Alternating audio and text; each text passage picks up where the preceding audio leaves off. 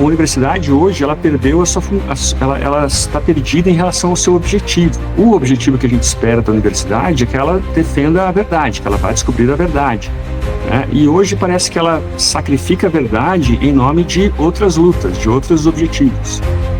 Por exemplo, a defesa de uma minoria, às vezes, essa conclusão não favorece tanto a minoria, pode motivar um discurso contra, então se deixa aquele estudo de lado.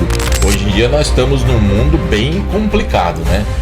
O passado ele é mutável, o presente praticamente não existe, o futuro está incerto, o certo é errado, o errado é certo. E daí o que eu mais gosto de fazer é tentar desmontar esses pensamentos prontos, né? Isso em todos os assuntos, seja história do Brasil, história da América Latina, né? Tem toda essa coisa do Che Guevara. Hoje já saiu de moda um pouco isso, mas quando eu escrevi era assim, cara, as pessoas glorificavam o Che Guevara e tal. E em relação também à economia, né? Eu gosto muito do Guia Politicamente Incorreto da Economia Brasileira que eu escrevi. E agora, vou lançar agora, né? Lançando mais um último da série aí, virei um Romero Brito da não ficção. Mais um livro da série que é sobre meio ambiente. Meio ambiente é absurdo como tem ideia pronta e ruim sobre esse assunto, sabe? Que as pessoas não resistem a 3 ou 4 perguntas, né?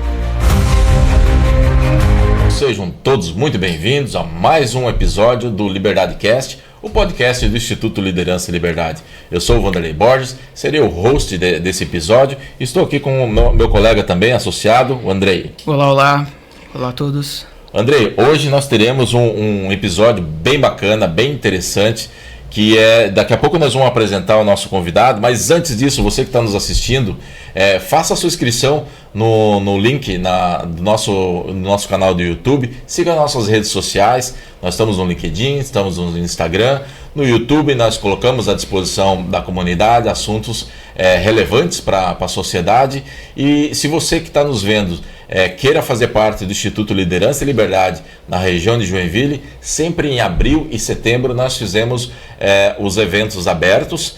Em abril um evento aberto e em setembro o nosso fórum. E é nesses períodos normalmente que nós fizemos a abertura do processo seletivo.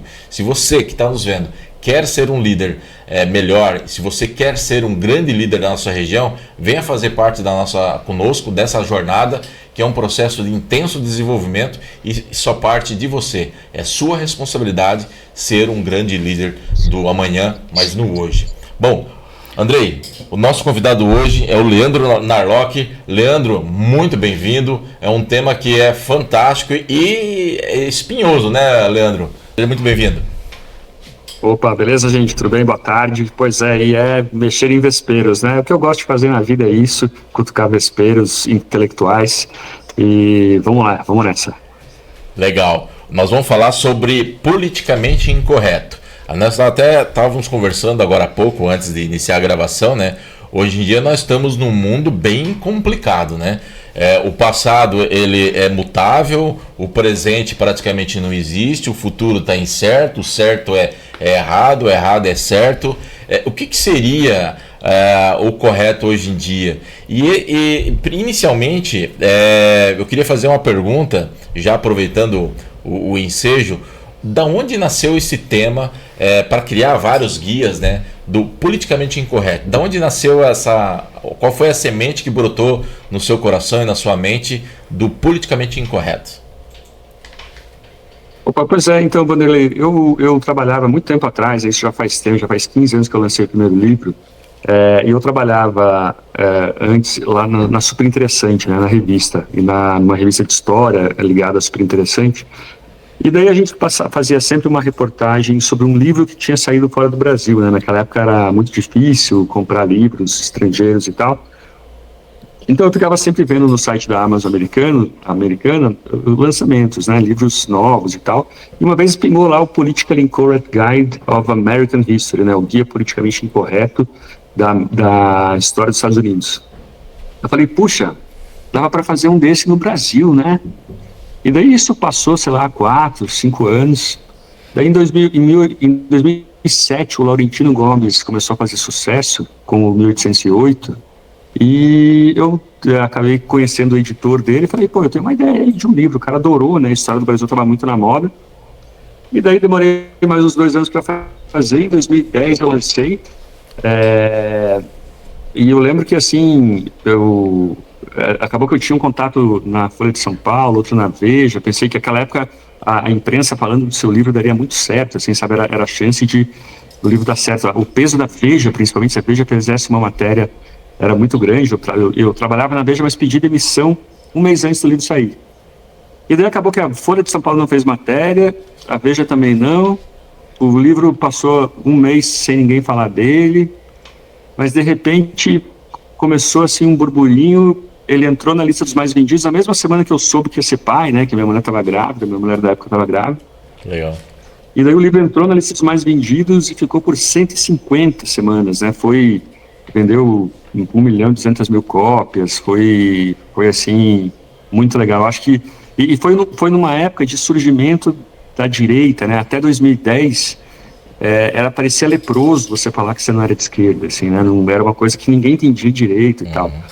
E eu lembro até o Serra, na eleição de 2010, ele falava, não, eu sou de esquerda, né? Eu quero o contrário a Dilma e tudo. E então foi um movimento que eu acho que começou com Tropa de Elite um pouco antes, e depois teve o meu livro de ideias diferentes, assim, né? De mostrar um mundo diferente para o brasileiro. E eu acho que eu surfei essa onda e ajudei a engrossar essa onda, né, desde então. Bacana. Muito bem. Olá, Leandro. Você fez o primeiro livro, escreveu o primeiro livro, Guia Politicamente Incorreto do Brasil, e na sequência, no ano de 2011, você fez o Guia Politicamente Incorreto da América Latina, isso? Eu gostaria de perguntar quais críticas você teria, digamos assim, para a academia brasileira, por exemplo, que de certa forma acabou criando alguns falsos heróis, né? Como, por exemplo, líderes de esquerda totalitários, né? Como Che Guevara, que tu comenta bem no livro, o Salvador Allende, que mais? Enfim, alguns mitos sobre a cultura indígena. O que te motivou a também escrever sobre a América Latina, o contexto desses heróis da esquerda? Desconstruir essa ideia de desconstruir os heróis da esquerda, poderíamos dizer assim. Não, pois é, então, cara, a história do Brasil, isso é até interessante, assim, o movimento que aconteceu desde então, né? Quando o livro, na verdade, o primeiro livro da história do Brasil, na internet dizem que eu sou negacionista, revisionista, né? O Wikipedia sempre é bizarro. Mas ele teve uma recepção bem, bem boa do centro, sabe? Das pessoas de centro, assim, né? E o Pedro Bial, o Nelson Motta, né? O biógrafo, muitos historiadores e tal. Porque a história do Brasil naquela época, ela estava mudando, né? Depois da ditadura militar, quando teve a redemocratização, aquele debate pró-ditadura, comunismo, ele foi ficando de lado. E os historiadores começaram a ter visões mais moderadas, sem pensar tanto na eficiência política das suas conclusões, né? A utilidade política, né, daquela conclusão histórica. Então o livro é muito fruto disso, né, de muito estudo bom sobre escravidão na África, mostrando que na África era cheio de escravidão, que os portugueses aprenderam com os africanos a comprar e vender escravos, que a escravidão era uma coisa que existiu sempre, né? Nós somos descendentes tanto de escravos quanto de descendentes de escravos, né? Nós todos, sejam brancos ou negros e tal. Desde a história do Egito, na verdade, né? Essa questão da escravidão, na realidade, desde a época do Egito, lá 2.000 e poucos anos atrás, né? Exatamente. Tem até um relato de uma senhora de Lisboa, que ela tinha 15 escravos, e eles eram assim da Indonésia, do Japão, do México e africanos, né? Então hoje a gente confunde, né, África com escravidão, mas na verdade a escravidão sempre existiu e tal. Claro que essa foi muito mais intensa, né? Foi muito mais industrial, a gente pode dizer assim, teve uma escala muito grande, né? Foi muito triste. Mas o livro foi fruto disso. O problema é que daí eu pensei, a história... A gente até imaginava que tinha uma tendência da história do Brasil ficar mais moderada, mas com os anos 2020, com essa cultura de cancelamento, a cultura woke, né, esse peso das minorias, aconteceu um retrocesso. Aquela história do Brasil que estava nascendo moderada ali nos anos 90, nos anos 2000, parece que ela voltou atrás. E tem até aquele autor, o Jonathan Haidt, né, que eu gosto muito dele. Ele escreveu esse livro que está na moda agora, o Geração Ansiosa. Mas ele fala muito, ele tem um movimento até chamado de Heterodox Academy, né, a universidade heterodoxa, né, que ele quer mais diversidade de ideias na universidade. Não é um cara de direita, nada, ele nem sei basicamente qual é a posição política dele.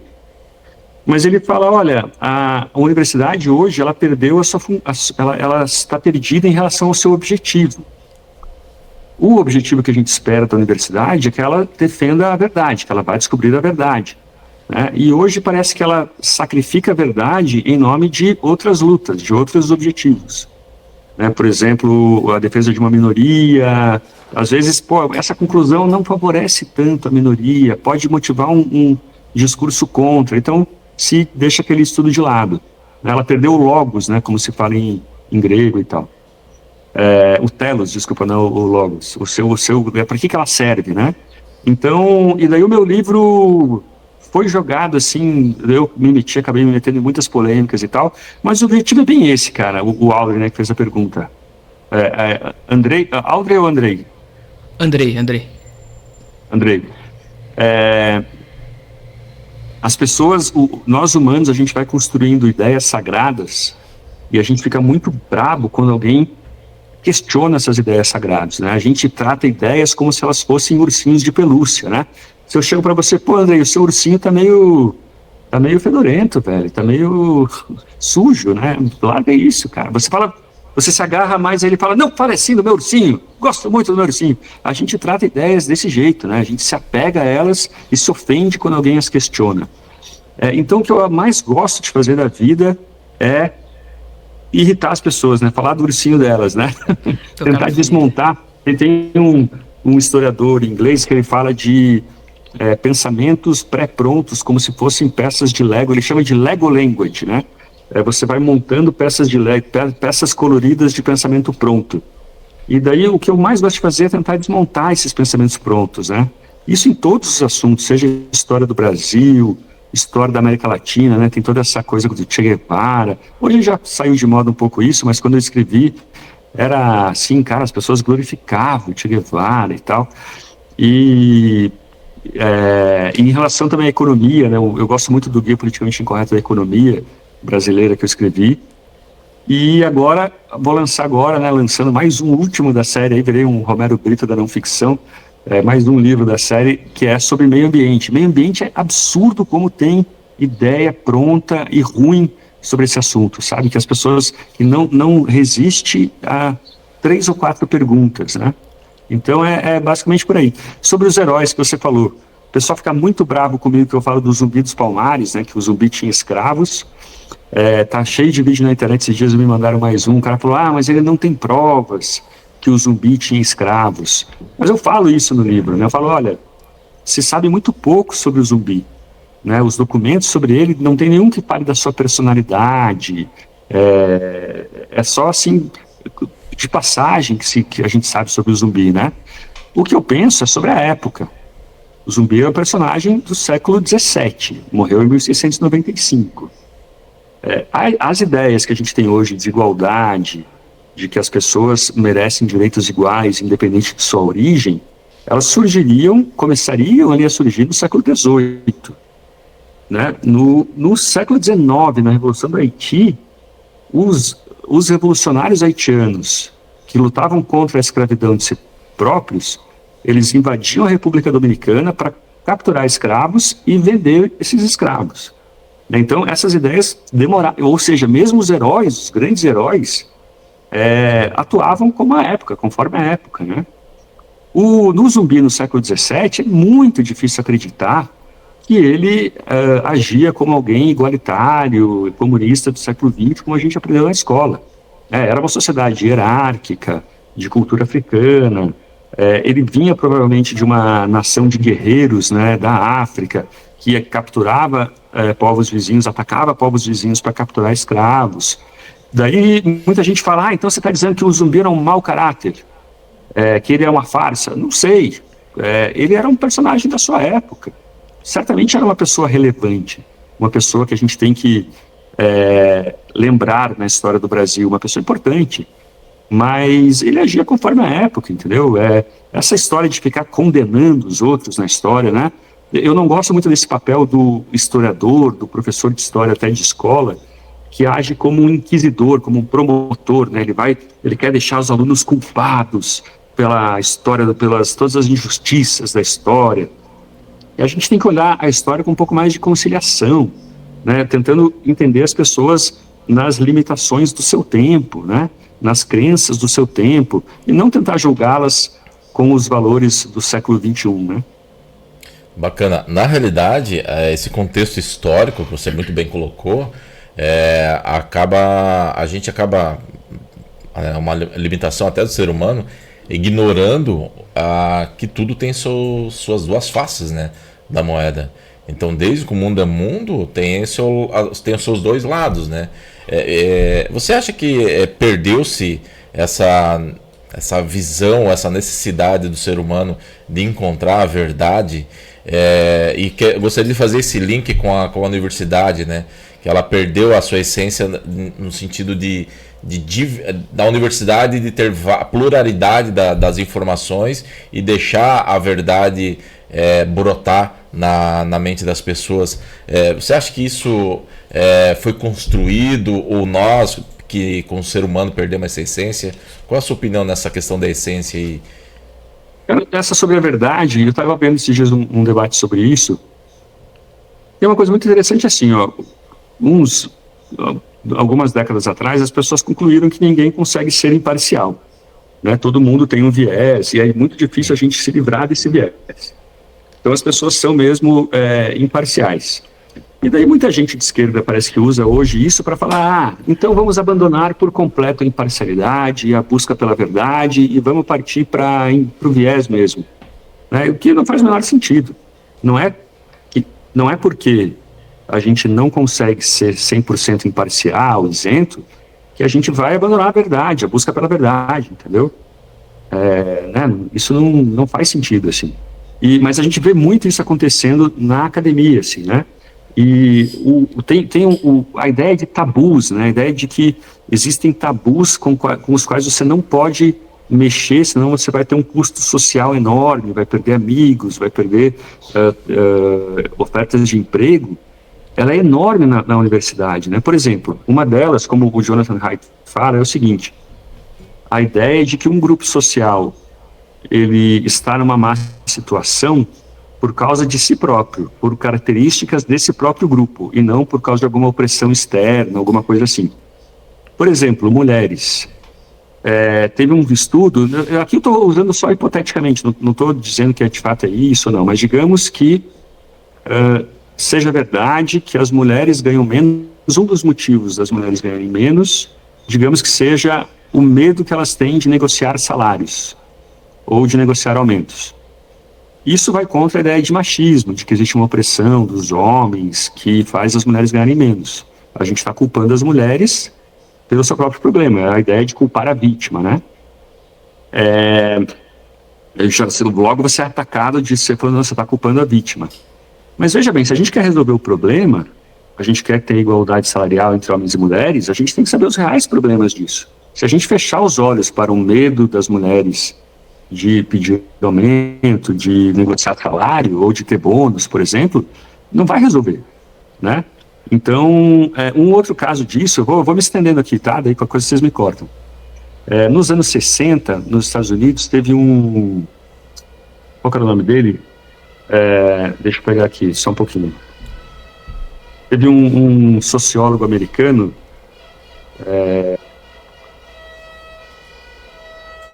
o Moynihan, o Daniel Moynihan.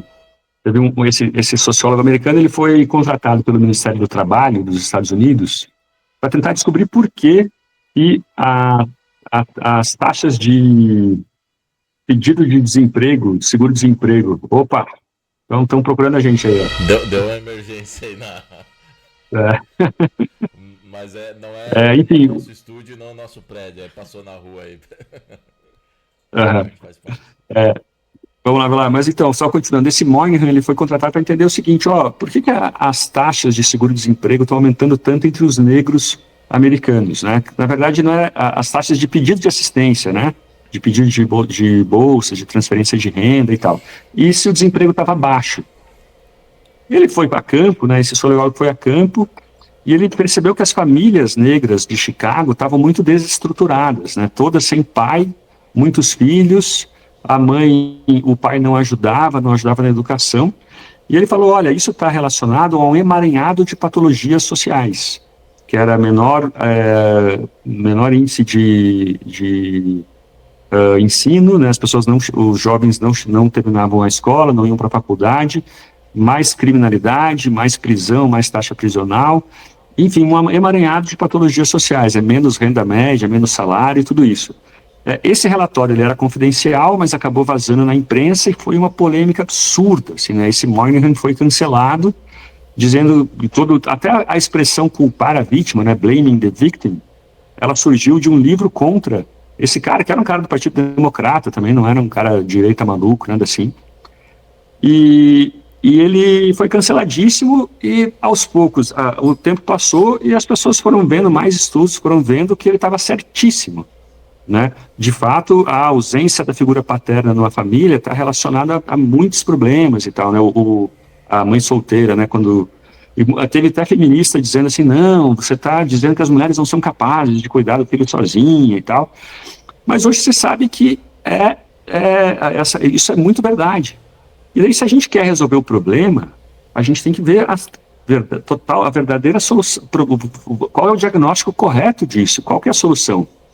Hoje em dia, o problema é que a universidade está tão tomada por tabus que se propõem aquelas ideias. O legal da ciência é que ela vai se corrigindo, né? As ideias vão competindo, então você ataca as ideias ruins e deixa as ideias boas sobressaírem.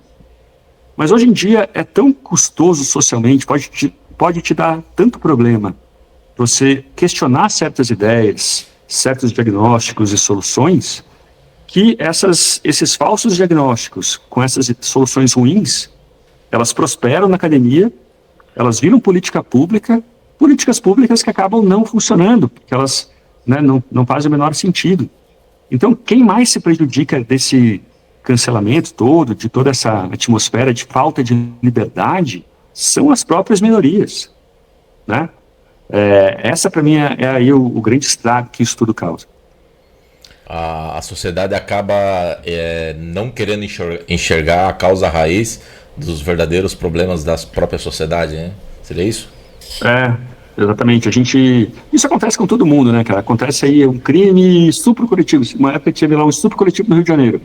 Cada um pega a sua raiz, a sua causa preferida, que tem a ver com as suas convicções políticas, né? Teve agora um caso da mulher que esfaqueou, uma negra que esfaqueou uma branca no metrô. Daí a direita já está falando isso é racismo reverso, essa cultura woke que fica culpando os brancos por tudo, fez a mulher ser esfaqueada e tal, a negra esfaquear a branca. Eu não sei, não tenho a menor ideia, talvez seja só uma doida. Pelo que eu vi ali, a mulher tinha problemas mesmo, né? O problema não está no hospício, alguma coisa assim. Mas a gente tem que sempre botar um passo atrás, né, antes de usar a nossa causa política para explicar qualquer problema do mundo, né? Muito bem. Eu queria perguntar sobre o seu livro novo, sobre o meio ambiente. Não sei se tu poderia dar algum spoilerzinho sobre os temas, as pautas que eles vão abordar. Eu queria perguntar o que levou a escrever sobre a temática do meio ambiente agora, assim, nesse contexto, e quais, assim, principais ideias tu vai combater com esse livro, principalmente? Vamos lá. Cara, eu tava fazendo uns, sei lá quantos anos, uns 7 anos, escrevendo um livro que era para ser super ambicioso, assim, né? Um livro tipo Sapiens, sabe, do Harari. E daí, tô com o livro quase pronto, na verdade, mas tava faltando alguma coisa, assim, não tava conseguindo terminar. Daí, o ano passado, eu fiquei pensando assim, né, vai ter COP, né, no Brasil, COP 30, né? puta, vai estar cheio de ambientalista falando bobagem, o Lula lá falando um monte de bobagem na COP, todo aquele narcisismo climático e tal. E daí eu falei, quer saber, velho, vou escrever outro guia politicamente incorreto e foda-se. E daí falei, eu gosto muito do tema meio ambiente, né? Até tem uma página, um instituto, uma espécie de instituto, o Árvore do Futuro, que tenta difundir no Brasil um ambientalismo mais focado em resultados, focado em soluções de mercado, em propriedade, em liberdade, né? E quem quiser e puder seguir é @Árvore do Futuro. E daí eu acompanho muito o assunto, já sabia dele muito bem, conhecia todas as polêmicas e tudo, e falei, não, vou escrever. E daí o livro saiu assim, fácil, cara, eu estava agora no avião vindo para Curitiba aqui, revisando, né, ele vai sair em outubro, e tá muito divertido, cara, tá muito divertido. O que eu falo no livro? Tem um capítulo sobre como o petróleo, os combustíveis fósseis em geral, tornaram possível um mundo mais próspero, mais pacífico, mais abundante, infinitamente mais abundante, né? O que a gente viveu hoje, o que a gente vive é impressionante, assim, a abundância, o crescimento da população, expectativa de vida desde do século XIX, né? É engraçado como ele surgiu, né? O pessoal relaciona o petróleo como se fosse só o combustível, né? Na verdade, o petróleo está em tudo, desde a tinta da parede da casa da gente, revestimento de móveis, nas roupas, plástico, ou seja, é impensável ver o mundo hoje em dia uma sociedade sem o petróleo, né? Pois é, então, até para os materiais, né? Os que eles chamam os 4 cavaleiros do mundo moderno, né? Que é aço, plástico, cimento e fertilizantes, né? Se não me engano. Uhum. Então, e todos eles envolvem algum combustível fóssil, né? Eu não estou dizendo que não existe aquecimento global, eu acho que existe, é causado por ação humana, por combustível fóssil, mas o curioso disso tudo, cara, é que ao mesmo tempo em que os combustíveis fósseis causaram esse problema do clima, eles nos tornaram muito mais protegidos, muito mais resistentes a imprevistos do clima, né? O mundo nos últimos 100 anos, ele não melhorou, não está mais ameno, como a gente sabe, o clima está uma loucura aí, como sempre teve. Mas as mortes causadas pelo clima, elas caíram mais de 90% de 1920 para cá. Uma queda assim, isso sem contar o aumento da população. Se a gente contar que a população aumentou muito, né, nesse tempo, dá 99%. Daí muita gente pergunta, você está negando o aquecimento global, você está dizendo que não existe. Não, existe. Mas a gente vive em casas de concreto. A gente tem represas. O caso da Índia é muito impressionante, assim, né? A Índia, de repente, faltava água, você tinha algum problema na Índia, a insegurança alimentar na Índia era tão alta e a estrutura deles era tão baixa que se de repente você ficava 1 ano e meio, 2, sem chuvas, né, sem o ritmo normal de chuvas, morriam 4 milhões de pessoas, era um apocalipse. Né? Você tem no começo do século XX, 1920, 1930, teve vários episódios assim, de repente acontece um probleminha, 4 milhões de mortes. Não é 3 milhões de mortes. E, de repente, com o uso de cimento, de aço para fazer concreto, a Índia ela conseguiu fazer barragens para evitar inundações e para se abastecer contra as secas, né? Ou seja, ela emitiu muito carbono na atmosfera fazendo isso, mas essas obras a tornaram menos vulnerável a imprevistos do clima. Né? Hoje, as secas continuam acontecendo, o clima continua ruim na Índia, né? Surpreendendo, né? Não que ele continue ruim, mas continua dando surpresas, mas não morre mais tanta gente. Isso é uma conquista que a gente deveria comemorar, é lindo o que aconteceu, né? É um espetáculo, cara, é assim, a gente deveria todo dia acordar e soltar fogos de artifício, sabe? Mostrando como o mundo de hoje ele é abundante, próspero, né? Mas o ambientalista típico, ele não gosta, né, de comemorar isso. E daí tem um capítulo que eu gosto muito também, se eu puder falar aqui, qualquer coisa vocês me interrompem, tá? Manda bala, pode ficar à vontade. Não, pode ficar à vontade. Que é sobre como o ambientalista pensa, né? Claro que eu tô fazendo uma caricatura, né? Fazendo um espantalho, assim, não é todo ambientalista que é assim, só uns 95%. Mas eu penso eu tenho um capítulo que eu acho legal, que é sobre como eles pensam. Por exemplo, a ideia o lobo mau e os 3 porquinhos, né? Como que essa história se resume? Os 3 porquinhos viviam em harmonia com a natureza, viviam numa boa, tranquilos. De repente vem o vilão e ameaça o seu modo de vida.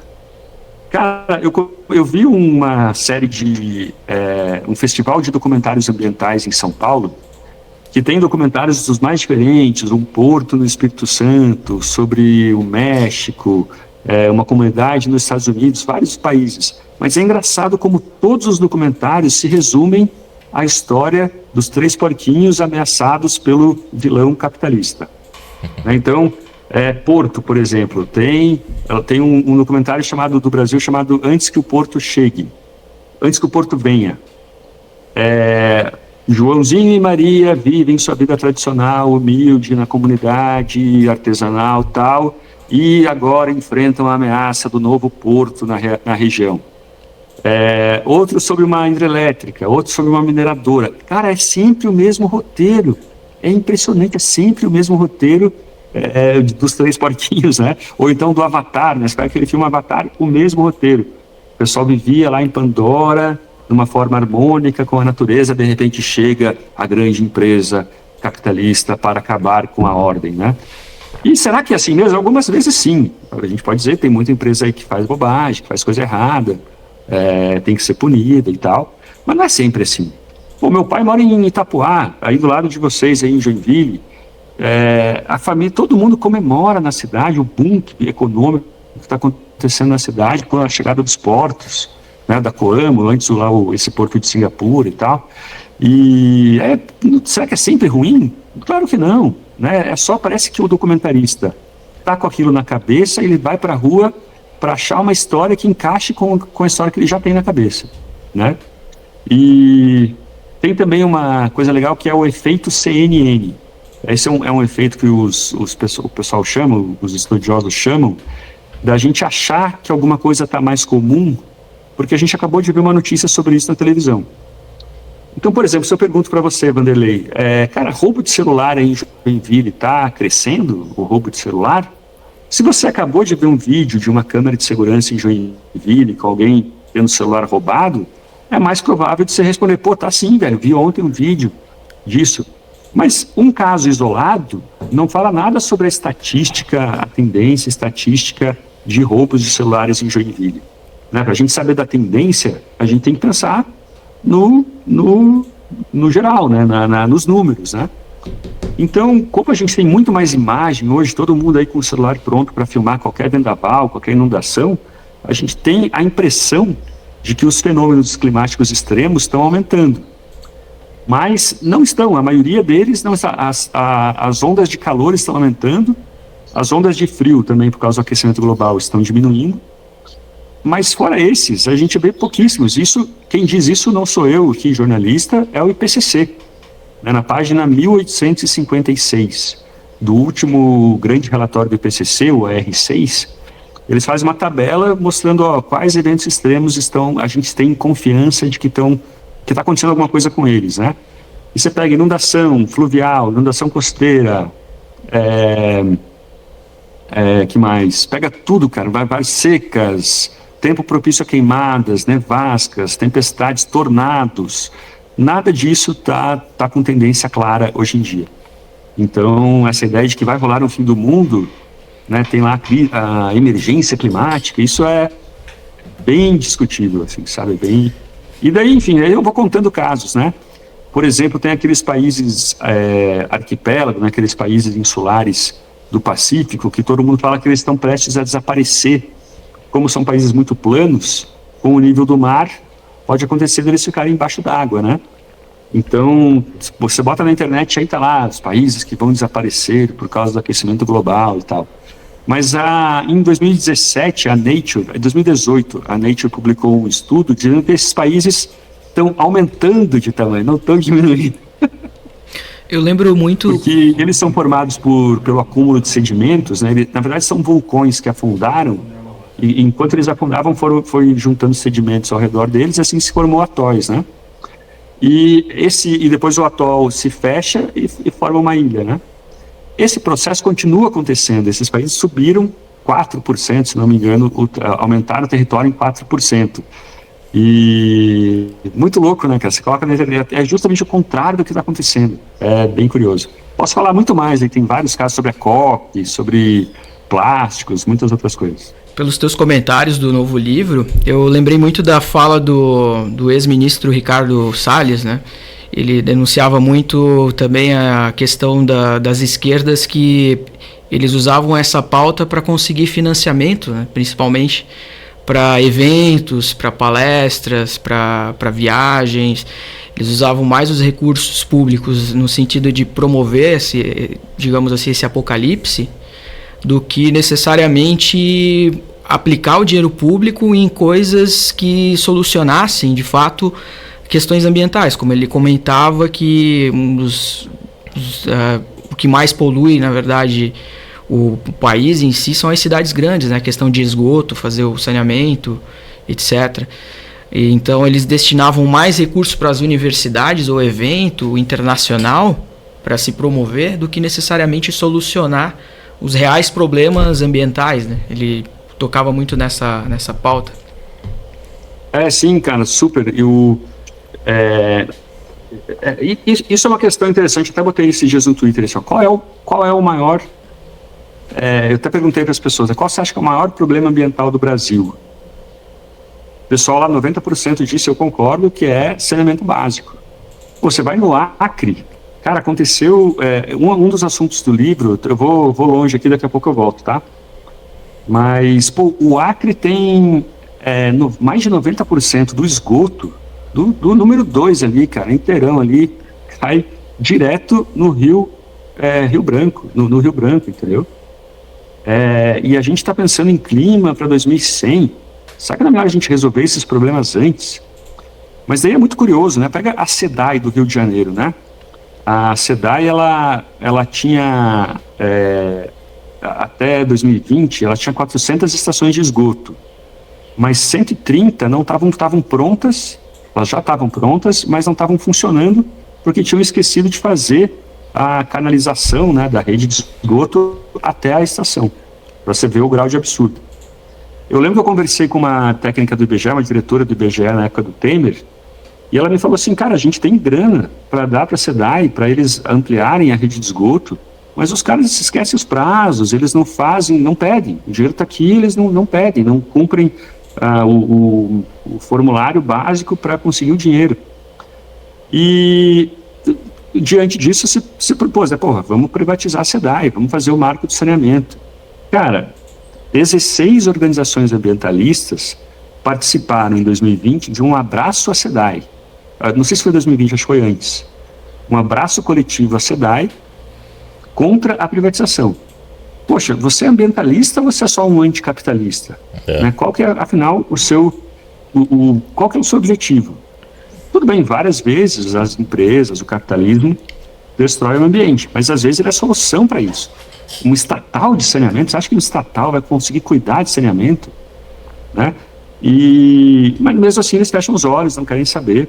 Então, e daí sobre o Acre, né, cara?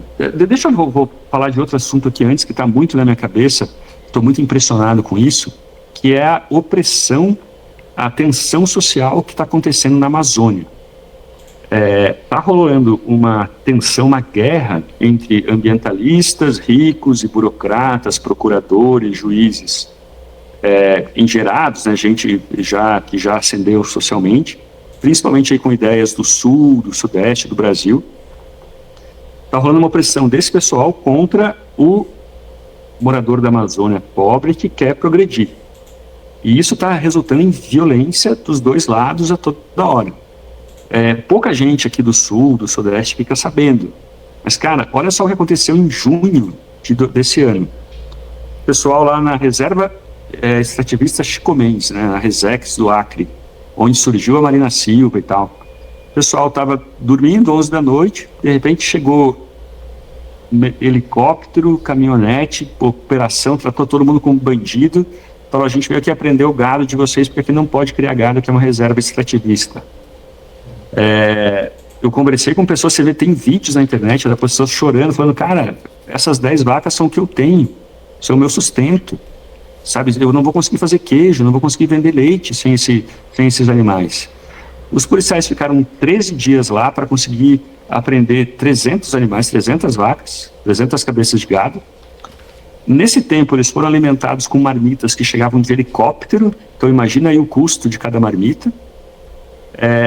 Destruíram currais, então tem muito vídeo na internet, o pessoal revoltado, chorando, vendo o trabalho deles sendo destruído pelo governo.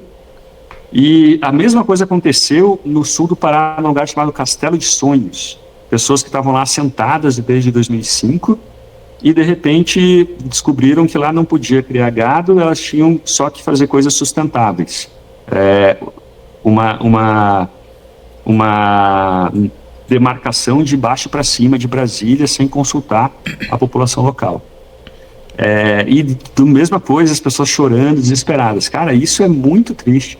O governo Marina Silva, para se mostrar para a COP, ele está descendo a lenha, descendo a porrada, está oprimindo, está baixando a repressão em cima de gente pobre da Amazônia. Eu conversei com índios, até fiquei lá no Xingu uns dias, numa aldeia da Xingu, com a Isane, minha amiga que é indígena de lá. Esse pessoal odeia ONGs. Você pergunta para um índio do Alto Solimões, do Xingu, o que você acha aí do Instituto Socioambiental? Eles falaram para mim, esses caras não entram na aldeia, se eles entrarem a gente bota eles para correr. Porque tem essa tensão, né? Os caras querem sair da fome, querem ter uma vida melhor e as ONGs, os ambientalistas não deixam. Isso assim é claro o que está acontecendo na Amazônia, né? É uma coisa que a gente precisa muito denunciar. Essa falta de liberdade para se trabalhar, para se empreender, que está acontecendo na Amazônia. Mas agora voltando à pergunta do Andrei, cara, a COP, né? Muita gente fala aí nas últimas COP teve muito lobista, né? Lobista aí de grandes empresas, lobby do óleo e gás e tal. Muita gente denunciou, os ambientalistas ficaram bravos com isso e tal. Mas se você pensar bem, o maior lobby que existe na COP são das ONGs climáticas que ficam lá pressionando para mais dinheiro nos fundos climáticos. E os fundos climáticos, o dinheiro só pode ir para ONGs. Alguns deles têm a regra de que o dinheiro só pode ir para instituições sem fins lucrativos. Então, o maior lobby que existe nas COPs não é do óleo e gás, é o das ONGs climáticas, né? E que tem um problema aí de conflito de interesses. Você está pedindo dinheiro para si próprio, você está dizendo que é para o clima, mas é para si próprio. E tem outra coisa, assim, pensa assim, a COP de Dubai, a COP 28, ela teve 90 mil pessoas. Esse problema que a gente está tendo agora em Belém, de falta de hotel muito caro, também teve na COP do Egito e na COP de Dubai, da 27 no Egito e a 28 em Dubai. Peraí, se a gente está vivendo uma emergência climática, não era melhor ficar em casa, fazer reuniões online, emitir menos carbono, né? Afinal, eles acreditam mesmo no que eles dizem, que a gente está vivendo essa emergência? Poxa, citamos mesmo, então qualquer emissão que a gente puder economizar é pouco, né? Que a gente puder evitar de carbono é pouco. O que eu acho, assim, não, nada contra, na verdade, eu também adoro uma festa, estou indo aí, né, pro encontro de vocês, adoro um festival, adoro um grande encontro com pessoas com ideias parecidas com as minhas e tal. Se tiver passagem grátis, hotel bom, ainda melhor ainda, né? Num hotel, numa praia do Egito, então, puxa, ia ser muito legal de ir, mas eu não quero que as pessoas paguem por isso, né? Que o cidadão pagador de impostos pague por isso. E também não acho que isso vai salvar o mundo. Então, temos que deixar essas coisas claras, tem que deixar essa hipocrisia de lado, né? Eu acho que você, dessa última palavra aí, a hipocrisia, eu acho que resumiu tudo esse movimento ambiental, não somente das COPs, né, do mundo inteiro, né? A gente vem falando, ouvindo isso desde a época da nossa escola, e aí a gente faz a ligação das universidades, enfim, da América Latina como um todo, do mundo como um todo, né? A Europa fala muito e defende muito questões climáticas, né? Mas eles também não conseguiram conservar as suas florestas, né? Falo muito das nossas florestas, mas a gente acaba até preservando substancialmente. Hoje um grande produtor em qualquer lugar do Brasil é obrigado a deixar uma reserva Em porcentagem, né? Um percentual alto, Percentual. né? Assim, inativo, né? Inativo, né? E só falando da indústria da celulose, o Brasil é o maior produtor de celulose do mundo. Eu acho que perde, ou está empatando aí com os Estados Unidos, uma outra indústria. Isso não faz parte de uma reserva, de um trabalho socialmente ambientável? Eles não estão distorcendo a realidade em causa própria? Qual é a sua visão sobre essa coopção da esquerda, né, do ponto de vista ambiental? Pois é, meu, então, é uma questão difícil, né? É um dilema, né, cara? Porque até dá para entender, assim, né? Porque se os países pobres, que estão cheios de floresta, de animais e tal, eles destruírem assim como os ricos fizeram no século XIX, putz, daí a gente está acabado, né? Então, será que não tem um jeito de desenvolver com menos devastação, né?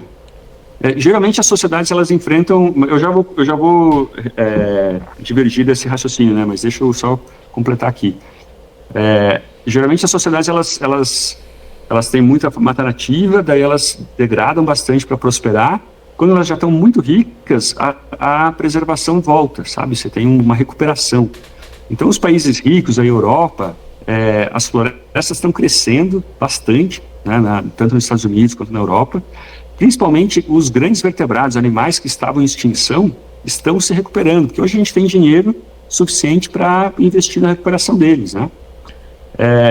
Tem um dilema que é muito legal. Imagina o seguinte, Vanderlei e Andrei.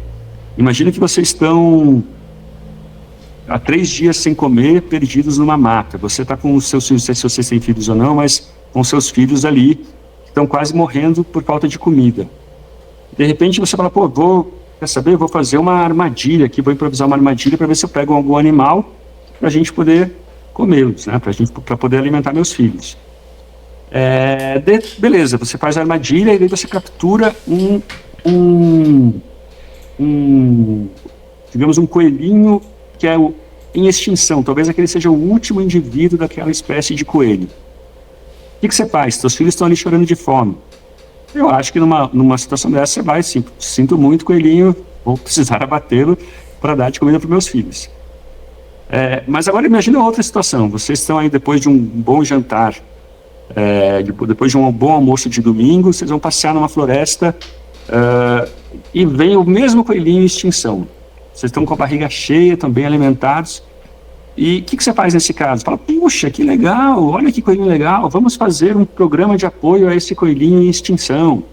Ou seja, quando a gente está próspero, quando a gente está rico, a gente tem recursos para proteger o meio ambiente. Né? Vocês têm muitos exemplos disso, né? Tem lá o peixe-boi, que a Toyota, se não me engano, patrocina a preservação no Alagoas. Tem vários casos assim, a gente pode voltar a preservá-los. Então é um dilema mesmo, porque as pessoas estão pobres, elas degradam um pouco a natureza, bastante a natureza, para progredir, e depois esse assunto vira um assunto importante na pauta pública, né, o meio ambiente, e elas também têm mais recursos para recuperar. E você para de usar tanto a natureza para progredir, né? É um trabalho muito mais especializado, mais produtivo e tal. Um caso disso, por exemplo, onde a miséria leva muita destruição, é o Congo. O Congo, 90% das pessoas do Congo tem como energia primária delas o carvão vegetal, né? O carvão que a gente usa no churrasco aí de domingo. Da onde que vem esse carvão vegetal? Vem do santuário dos gorilas. Então elas derrubam a mata do santuário dos gorilas para ter energia, né? Daí, um tempo atrás, uma empresa descobriu que tinha petróleo ao redor do Parque dos Gorilas, do Parque Virunga, e falou, poxa, vamos extrair petróleo lá, seria ótimo, seria excelente, assim você cria um mercado consumidor, né? Não existe um mercado formal, né, no Congo. Você cria um corpo de técnicos, de pessoas que têm salário, que podem pagar uma conta de energia hidrelétrica, de energia térmica, alguma coisa assim. Mas daí os ambientalistas falaram que é absurdo, vamos manchar de petróleo o santuário dos gorilas, que absurdo. E daí não foi para frente, as pessoas continuam cortando árvores do santuário dos gorilas para gerar carvão, né? Então A gente tem que ser muito isso eu falo também que é outro traço típico dos ambientalistas, é a falta de trade-off, né, de analisar a situação pelas suas vantagens e desvantagens. Tem uma piada que eu costumo contar para minha mulher, quando a gente está meio brigado, é o seguinte: perguntaram para um homem assim, né, qual dessas duas opções você prefere? Na opção A, você é casado. E daí o cara, de repente, ele fala B. sem querer ouvir a segunda opção, ele já sabe que ele não quer a A. É a mesma coisa, eu acho que muitos ambientalistas se comportam dessa maneira, né? Você fala de petróleo, não, petróleo não, petróleo não. Não, mas espera aí, mas qual que é a segunda opção? Será que a segunda opção não é pior? Você não vai deixar as pessoas na miséria e elas vão ter que derrubar o mato para poder vender, ganhar poucos reais vendendo lenha, né? Então é sempre bom analisar nuance, analisar trade-off para se fazer uma decisão, né? Legal. Bom, nós estamos indo para... o tempo voa, né? Uma boa conversa, o tempo acaba voando, né? Nós estamos indo já pro finalizando, né? Você comentou da prosperidade, a relação da prosperidade com a preservação, né?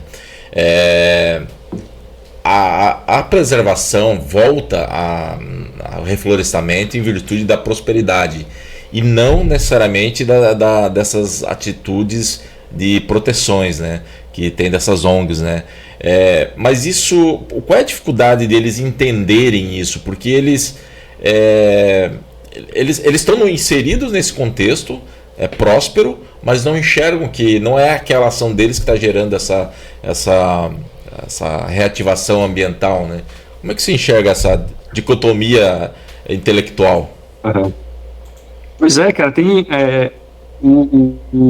me lembra muito a guerra contra as drogas, assim, né? O pessoal acha que não, vamos proibir tudo e tal. Acaba que muitas vezes não dá certo, os jovens vão continuar usando droga, e isso causa uma série de consequências inesperadas e tal. Daí o ambientalista, ele me parece que age da mesma forma. Não, vamos proibir tudo, proíbe garimpo. Cara, desde que eu sou pequeno, eu vejo na televisão operação contra garimpo ilegal em terras indígenas da Amazônia. Enquanto isso, só aumenta o número de garimpo. Já tem 40 mil pontos de garimpo na Amazônia. A questão não é se a gente quer garimpo ou não. A questão é se a gente quer que ele seja à base de regras ou à base de fuzice. A gente quer que ele seja legalizado ou ilegalizado. Se o cara já é criminoso, ele não vai ser um criminoso ISD, né, que vai seguir regras ambientais. Se o negócio vai acontecer, então vamos tentar ser pragmático, ser menos dogmático, né? Fala, bom, então vamos tentar fazer com que ele aconteça da forma mais sustentável possível, né? Eu conversei também já com vários índios que são a favor da legalização da mineração em suas terras, algo que a Constituição prevê. E eles estão cansados de ver a falta de transparência, né? De ver toda a criminalidade ao redor disso e sabem que legalizar é a melhor solução, né? Mas, enfim, essa postura, né, do ambientalista eu falo no livro que é a falácia do nirvana, né? A ideia de que ou é a solução perfeita ou nada, ou a gente não faz nada. Não, peraí, o mundo ele melhora de forma incremental, né? Uma coisa ruim substitui uma pior, e assim a gente vai aos poucos melhorando. Por exemplo, o gás, né, nos Estados Unidos, né, o gás de xisto, né, o gás de fracking, né, de fraturamento hidráulico.